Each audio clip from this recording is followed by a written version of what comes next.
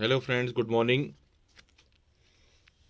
अब जो 11th class का और 12th क्लास का जो सिलेबस चेंज हो गया है उसके हिसाब से अब आपके माइक्रो इकोनॉमिक्स और स्टेट में जो क्लास 11th की 2 बुक्स हैं, यू विल गेट एमसीक्यूज आएंगे आपके और उन्हीं के आंसर लिखने होंगे।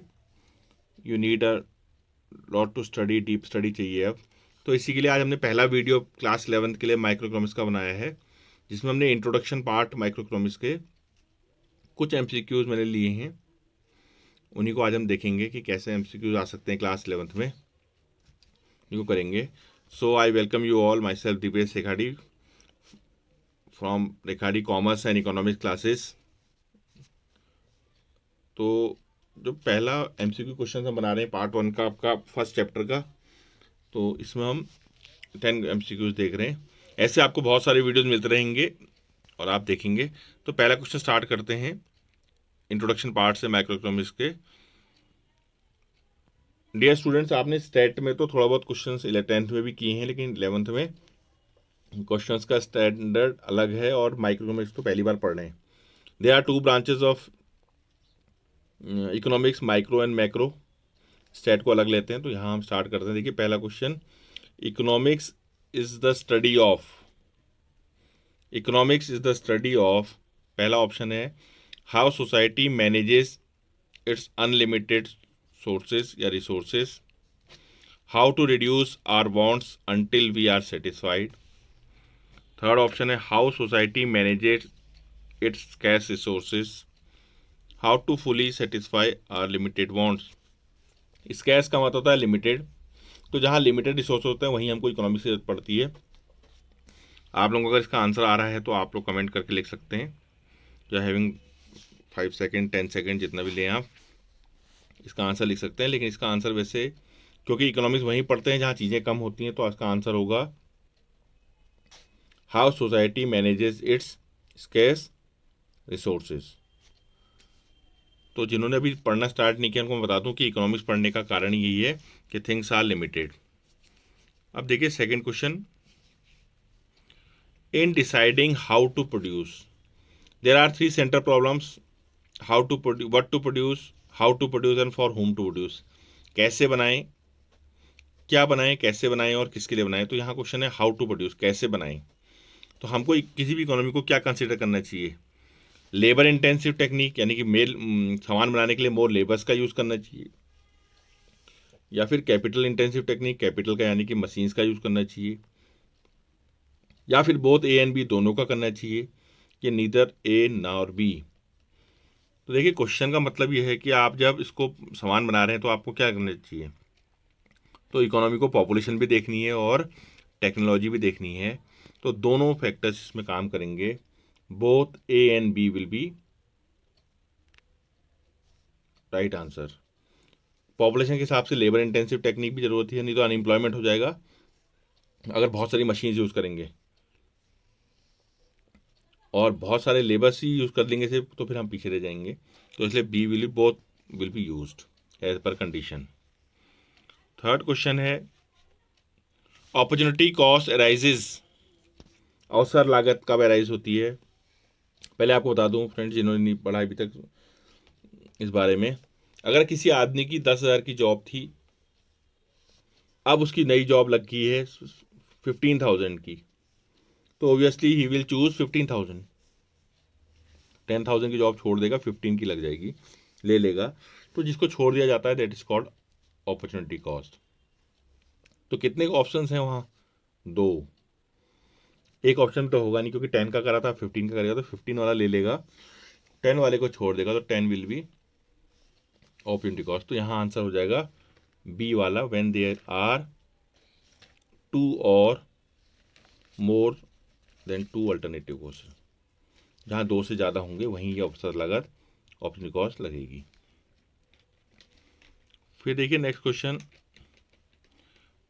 Macro economics focuses on all of the following except. Macro economics जो होता है वो पूरे कंट्री को एक साथ लेता है, होल। माइक्रो लेता है छोटा, आपने माइक्रोस्कोप पढ़े हैं, छोटी चीज़ों को। तो यहाँ वो ढूंढना है जो मैक्रो का पार्ट नहीं है, यहाँ में वो ढूंढना है जो मैक्रो का पार्ट नहीं है। तो देखिए जो आपका ये है इन्फ्लेशन, ये आपका पार्ट है मैक्रो का। एग्रीगेट डिमांड मैक्रो का पार्ट है, बड़ी चीज़। एग्रीगेट मतलब होता है टोटल। पूरी कंट्री की jute industry is a part of macro. क्या नहीं है? Allocation of resource, it is not a part of, it is a problem of centre, this is a centre problem. तो allocation of resources is not a part of macro economics. कैसे allocate करें? So ये problem of allocation है, तो ये नहीं होगा इसमें। क्वेश्चन नंबर 5 देखिए, the statements like economy should control pollution और unemployment in the economy ought to be reduced, fall, ought to be reduced, fall within the scope of, reduce के बाद ये गलती से यहाँ लग गया, यहाँ पर नीचे आएगा, ये यहाँ तक की लाइन होगी। इकोनॉमी शुड कंट्रोल पॉल्यूशन और unemployment in the economy ought to be reduced, यहाँ पर आएगा ये फॉल अलग हो जाएगा। तो किसके स्कोप में आएगा? अगर इसको पढ़ेंगे तो इकोनॉमी शुड कंट्रोल पॉल्यूशन और unemployment in the economy ought to be reduced, fall in the scope of. एक बार आपको बता दूं मैं, जहाँ जहाँ आपके वो लगते हैं ऑट या सजेशंस, उन्हें कहते हैं नॉर्मेटिव, और जहाँ जहाँ रियल फैक्ट होते हैं पॉजिटिव। तो ये ऑट टू बी है। देखिए इकोनॉमी ऑट टू बी यानी कि कंट्रोल पॉपुलेशन के बारे में सजेशन दे रहे हैं। Economy should control ought to be, तो ये ऐसे स्टेटमेंट्स को हम कहते हैं नॉर्मेटिव। क्या कहते हैं? Normative statement. जहाँ सजेशंस दिए जाते हैं नॉर्मेटिव, जहाँ फैक्ट्स होते हैं, जैसे पॉपुलेशन इज इंक्रीजिंग, ये पॉजिटिव है। Population should be control, normative, तो ये नॉर्मेटिव स्टेटमेंट है। उसका देखिए question number 6, scarcity refers to, scarcity refers to, scarcity का मतलब क्या होता है? कमी। क्या रिफर करेगी? लिमिटेशन ऑफ क्या? किसी की कमी है हमारे पास? Supply. In relation to demand, हमारे पास सामान कम है और डिमांड ज़्यादा है। इजी क्वेश्चन है।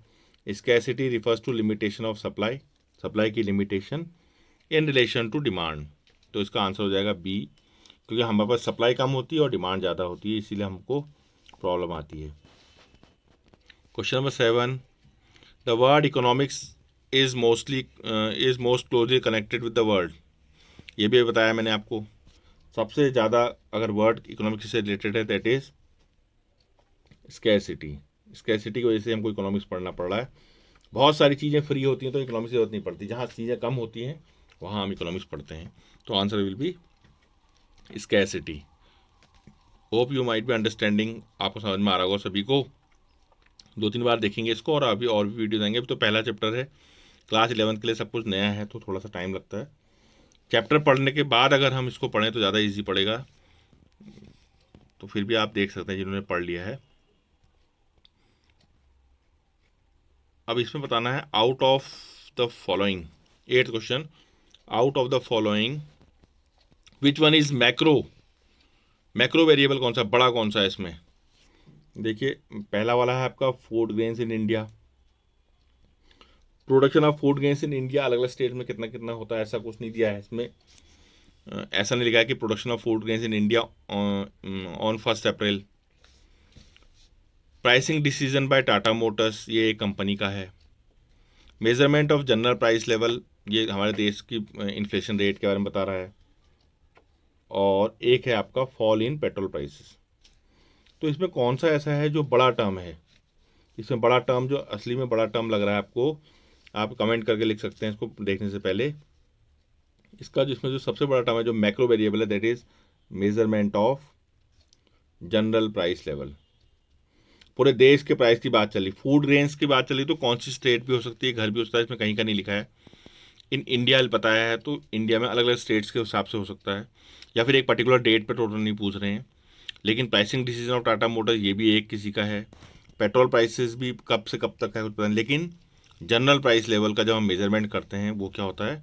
Macro economic variable. अगर हम कहें prices of petrol in a particular city तो फिर वो माइक्रो हो जाता है, लेकिन यहाँ पूरी कंट्री का पूछ रहा है, तो सी विल बी द आंसर।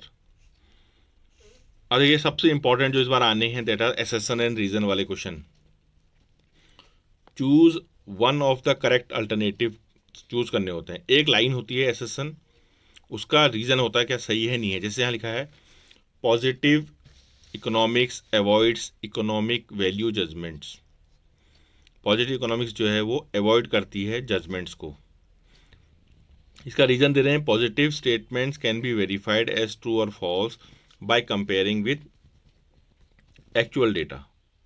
एक लाइन ऐसी दी है positive economics avoids economic value judgements, और एक लाइन दी है उसका रीज़न दिया कि positive statements can be verified as true और false by comparing with actual data. तो क्या ए और बी कैसे होंगे, इसके अल्टरनेटिव देखिए क्या क्या होते हैं। क्या पूछता है, both A and assertion reason are true and R is the correct explanation of A, कि ए और आर दोनों सही है, assertion भी सही है और उसका रीजन भी सही है। तो क्या ये इसका करेक्ट मतलब ये रीजन इसका सही है, रीजन और आर सही है। या फिर कह रहा है कि बोथ assertion A and R are true but R is not the correct explanation of A. सही तो दोनों है लेकिन रीजन सही नहीं है। सी कह रहा है A is true but R is false, और चौथा कह रहा है A is false but R is true. अब फिर से देखते हैं एक बार, देखिए क्या क्या हो रहा है। फ्रेंड इसमें एक बहुत अच्छी तरीका होता है इसको करने का, इसमें आप बिकॉज लगा के देखिए। अब मैं देखिए बिकॉज लगा के इसको पढ़ूँ तो कैसा होगा। Positive economics avoids economic value judgements because positive statements can be verified as true और false by comparing with actual data. ऐसा नहीं लग रहा है ये, लेकिन वैल्यू जजमेंट्स को ये अवॉइड करता है, सही बात है। और सेकंड भी लग रहा है कि positive statement can be verified. Statement दोनों सही हैं लेकिन ए का करेक्ट ऑप्शन नहीं लग रहा है, ए का करेक्ट एक्सप्लेनेशन नहीं लग रहा है आर, क्योंकि पॉजिटिव इकोनॉमी अवॉइड्स इकोनॉमी उसमें वैल्यू जजमेंट नहीं होते हैं, लेकिन सेकेंड लाइन इसका करेक्ट एक्सप्लेनेशन नहीं है। तो आंसर विल बी, कौन सा होगा answer, this one. Both A and R are true but R is not the correct explanation of assertion A. ऐसे इनको ढूंढना होता है, बहुत इंपॉर्टेंट होते हैं। रीजन के लिए आपको बिकॉज लगा सकते हैं, बिकॉज से आपको आंसर मिल जाता है। सेकंड पार्ट देखिए इसका, लास्ट क्वेश्चन आज के लिए लास्ट क्वेश्चन है। Choose one of the correct alternative from below. इसमें भी वही करना है आपको। देखिए लाइन क्या है, macro economics is also known as income and employment theory. Macro economics को इनकम एंड एम्प्लॉयमेंट थ्योरी भी कहते हैं। Macro economics aims to determine income and employment level of the economy. अब देखिए उसी लाइन, सब नीचे वही लिखे हैं, ए और आर दोनों सही हैं और आर उसका करेक्ट एक्सप्लेनेशन है। ए और आर दोनों सही हैं लेकिन एक्सप्लेनेशन सही नहीं है। ए सही है आर गलत है, या ए गलत है आर सही है। तो अब आपको फिर से पढ़ना पड़ेगा इसको। देखो इसमें बिकॉज लगा के देखते हैं। Macro economics is also known as income and employment theory because macro economics aims to determine income and employment level of economy. तो ये लाइन जो लग रही है कि मैक्रो इकोनॉमिक्स के बारे में दोनों लाइनें बता रही हैं कि मैक्रो इकोनॉमिक्स को इनकम एंड एम्प्लॉयमेंट थ्योरी भी कहते हैं क्योंकि वो इनकम एंड एम्प्लॉयमेंट के बारे में पता करता है। तो ये जो पहले वाला ऑप्शन देखिए बिल्कुल सही बैठ रहा है। Both A and R are true and R is the correct explanation of A. So ये वाला जो आंसर होगा इसका, ए वाला पार्ट इसका बिल्कुल सही है। तो ऐसे आप देख सकते हैं ये 10 क्वेश्चंस मैंने अभी आपको बताए। इन 10 क्वेश्चंस के हिसाब से हर चैप्टर के बहुत सारे क्वेश्चन बनते हैं। इन्हीं में से कुछ क्वेश्चंस आपके आने हैं। आप वीडियो देखेंगे तो जैसे अभी अगर किया होता तो ऐसे मार्क्स आ जाते हैं आपके, आपने पढ़ा होता तो 10 आउट ऑफ 10। ऐसे बहुत सारी वीडियोस आएंगे, बहुत सारे क्वेश्चंस का भी एक्सरसाइज भी आएगी जिसमें आपको आंसर लिख के भेजने हैं। तो इसका अब मैं सेकंड पार्ट अभी फिर बनाऊंगा, फिर आपको दूंगा। इसमें और क्वेश्चंस आएंगे और चैप्टर्स हैं जो जो आपके अभी नवंबर वाले में आ रहे हैं, तो इसको देखेंगे। Hope you like this video. जिन्होंने चैप्टर पहले पढ़ा होगा उनको ईजी लगा होगा, जिन्होंने नहीं पढ़ा है वो तैयारी कर सकते हैं और इसमें कमेंट करके और भी कुछ पूछ सकते हैं क्या इम्प्रूवमेंट कर सकते हैं। तो फिर मिलते हैं जल्द ही सेकंड इसके साथ। अभी अकाउंट्स के भी बनाऊंगा मैं, ये तो इकोनॉमिक्स है, अकाउंटेंसी के भी मैं केस स्टडीज़ और ये क्वेश्चंस बनाऊंगा, उसमें भी आप देख सकते हैं। तो assertion रीजन को इम्प्रूव करेंगे, अपने बनाएंगे क्वेश्चंस को। वीडियो को देखेंगे, लाइक करेंगे, सब्सक्राइब करेंगे। एक लाइक तो ज़रूर बनेगा इसमें, सभी लोग देखेंगे स्टूडेंट्स। फिर जल्द मिलेंगे आपसे। Bye bye.